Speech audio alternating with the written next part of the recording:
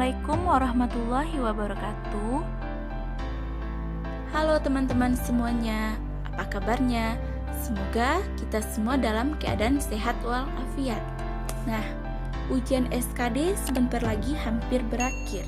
Pasti sudah banyak teman-teman yang tahu apakah teman-teman bisa masuk ke SKB atau tidak. Itu bisa teman-teman ketahui dengan nilai yang telah teman-teman dapatkan. Untuk itu, sebelum teman-teman mengikuti tes SKB, bagi yang mengikuti SKB, teman-teman harus tahu terlebih dahulu hal-hal penting yang harus teman ketahui sebelum mengikuti tes SKB. Apa saja hal-hal penting tersebut? Ayo, mari kita lihat. Yang pertama, kita harus tahu dulu apa itu SKB atau seleksi kompetensi bidang.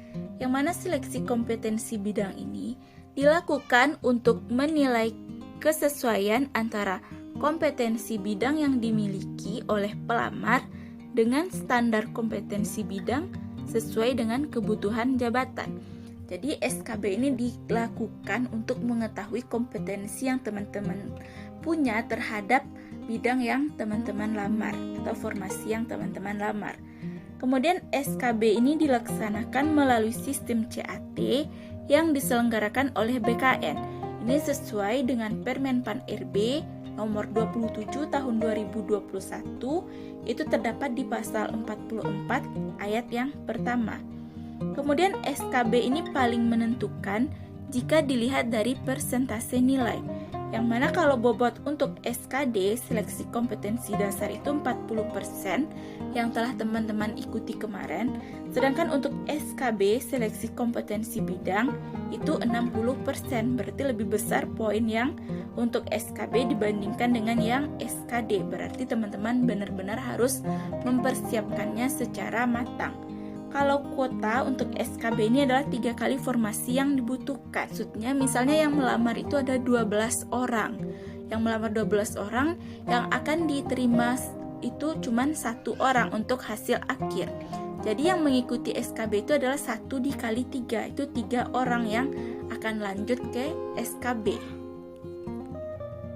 Kalau untuk materi dari seleksi kompetensi bidang ini, berdasarkan dari Permen Pan RB nomor 27 tahun 2021, itu terdapat di pasal 43-nya, materinya itu bisa berupa psikotes, kemudian bisa berupa tes potensi akademik, kemudian tes kemampuan bahasa asing, tes kesehatan jiwa, tes kesegaran jasmani atau tes kesamaptaan, kemudian tes praktek kerja, uji penambahan nilai dari sertifikat kompetensi, kemudian wawancara dan atau tes lain yang sesuai dengan persyaratan jabatannya.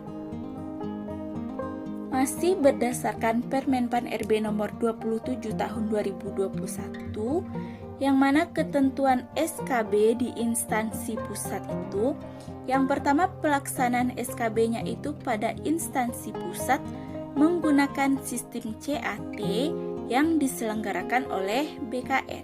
Kemudian SKB tambahan paling sedikit 1 jenis tes atau bentuk tes lain dalam pasal 43 yang telah kita bahas sebelumnya, itu bisa berupa psikotes, bisa berupa tes kesehatan jiwa atau tes potensi akademik. Kemudian kalau untuk penilaiannya, yang mana SKB dengan CAT itu nilainya itu 50%, sedangkan wawancara itu 30%. Kemudian bentuk tes berupa uji penambahan nilai dari sertifikat kompetensi itu mendapatkan bobot 20%.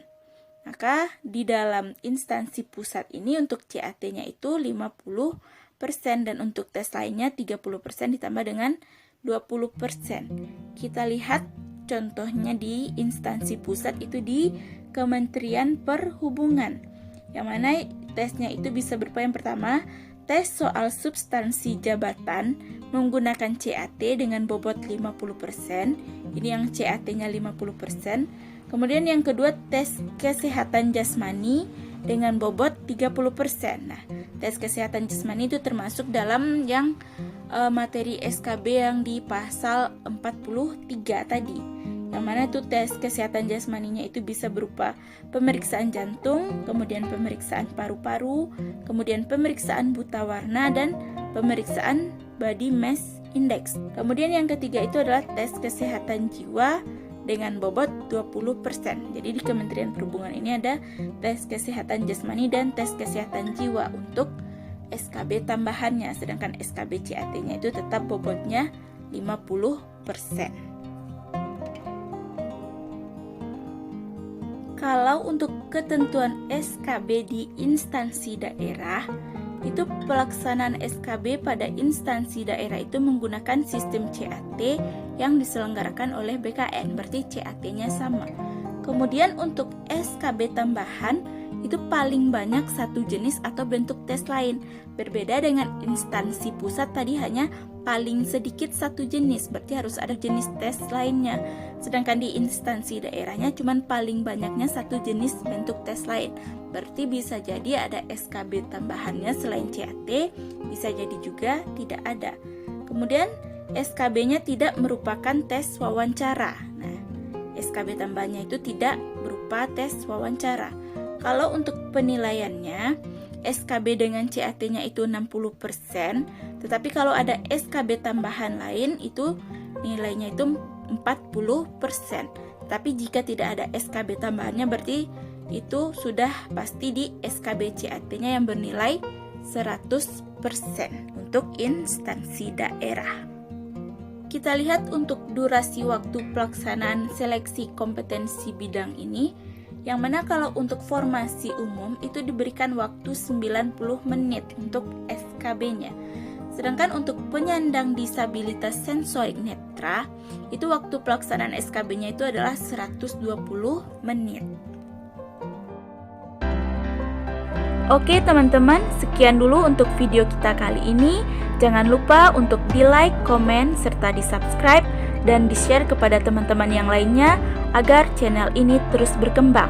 Jika ada pertanyaan yang tidak dimengerti, bisa teman-teman selipkan di kolom komentar, dan jika ada saran untuk perbaikan video ke depannya juga bisa diselipkan di kolom komentar.